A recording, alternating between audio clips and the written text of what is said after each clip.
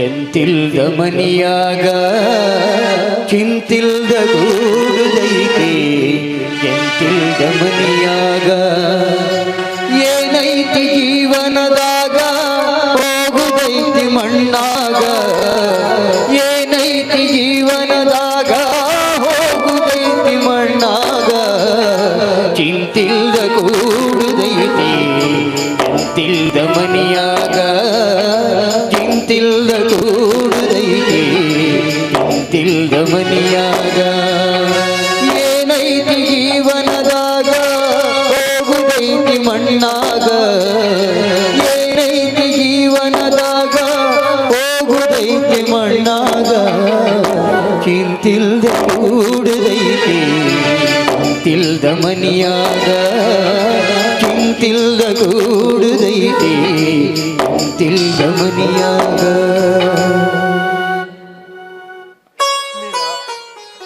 ಎಲ್ಲಿ ಹೋಗ್ಬಿಟ್ಟಿಯಮ್ಮ? ಎಲ್ಲಿ ಹುಡುಕಿದರೂ ಸಿಗ್ತಾ ಇಲ್ಲ, ಎಲ್ಲಿ ಇದೆಯ ಅಂತಾನೂ ಗೊತ್ತಾಗ್ತಾ ಇಲ್ಲ. ನಾನಿನ್ನು ಹೆಚ್ಚು ದಿನ ಬದುಕೋದಿಲ್ಲಮ್ಮ. ಸಾಯೋಕ್ಕೂ ಮುಂಚೆ ನಿನ್ನ ಬಾಳನ್ನ ಸರಿ ಮಾಡಲೇಬೇಕು. ಅಯ್ಯೋ, ನೀನು ಬೀದಿ ಬಿಕಾರಿಯಾಗಿ ನಾನು ಹೋಗ್ಬಿಟ್ರೆ ಎಲ್ಲಿ ನಮ್ಮ ವಂಶಕ್ಕೆ ನಮ್ಮ ಸುಖ ನಿವಾಸಕ್ಕೆ ಅಪಮಾನವಾಗುತ್ತದೋ ಅಂತ ಹೆದರ್ತಿದ್ದೀನಮ್ಮ. ನಾನು ಎಷ್ಟು ಕಷ್ಟ ಬೇಕಾದರೂ ಸಹಿಸಬಲ್ಲೆ, ಆದ್ರೆ ಅಪಮಾನವಾಗುವುದನ್ನ ಮಾತ್ರ ಸಹಿಸಲು ಸಾಧ್ಯವಿಲ್ಲಮ್ಮ, ಸಾಧ್ಯವಿಲ್ಲ.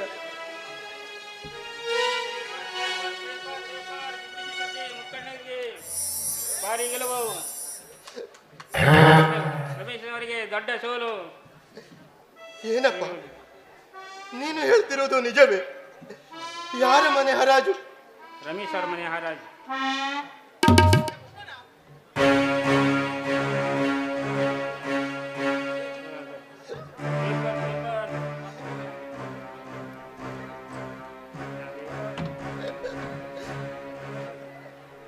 ಆಯ್ತು, ನನ್ನ ಮನೆಯ ಕುಲ ಗೌರವ ಮುಕ್ತಾಯವಾಯಿತು.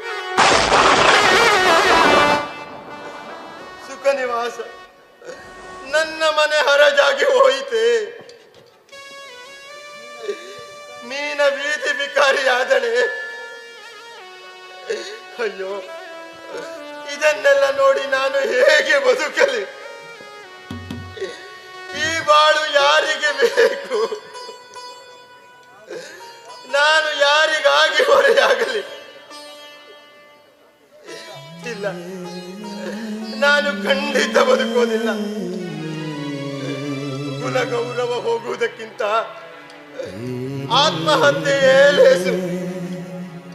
ಆದ್ರೆ ಸಾಯೋಕ್ಕೂ ಮುಂಚೆ ನನ್ನ ತಂಗಿಯನ್ನ ನೋಡ್ಲೇಬೇಕು. ಎಲ್ಲಿ ಅವಳು ಉಳಿದು ಅವಳಿಂದ ನಮ್ಮ ಕುಲಕ್ಕೆ ಅಗೌರವಾದ್ರೆ ಏನು ಮಾಡಿ ಹೇಗೆ ಬದುಕಲಿ? ಇಲ್ಲ, ಯಾರು ಹೇಗಾದರೂ ಇರಲಿ, ಯಾರು ಏನಾದರೂ ಮಾಡಲಿ, ನಾನು ಎಲ್ಲಿ ಹುಟ್ಟಿದೆನೋ ಅಲ್ಲೇ ಕಣ್ಣು ಮುಚ್ಚಿ ಬಿಡುತ್ತೇನೆ. ಅಲ್ಲೇ ನನ್ನ ಆತ್ಮಕ್ಕೆ ಶಾಂತಿ, ಅಲ್ಲೇ ನನ್ನ ಅಂತಿಮ ಯಾತ್ರೆ.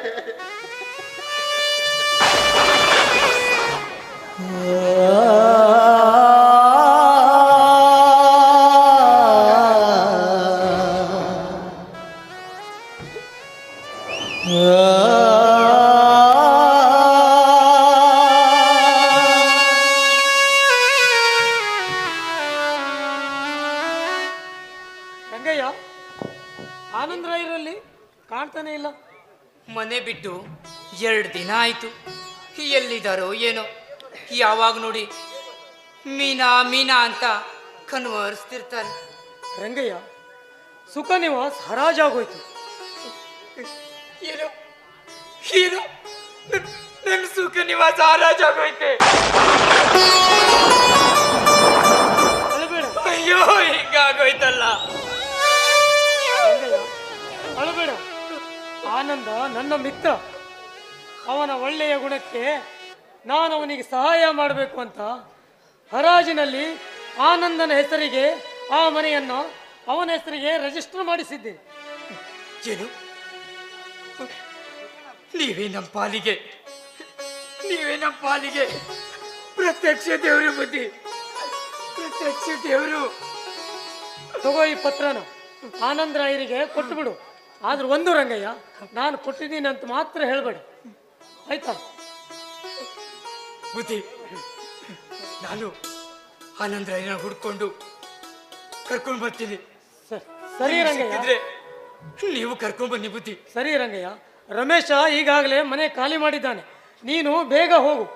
ನಾನು ರಮೇಶ ಮತ್ತು ಮೀನಾನನ್ನ ಹುಡುಕೊಂಡು ಬರ್ತೇನೆ. ಬರ್ತೀನಿ.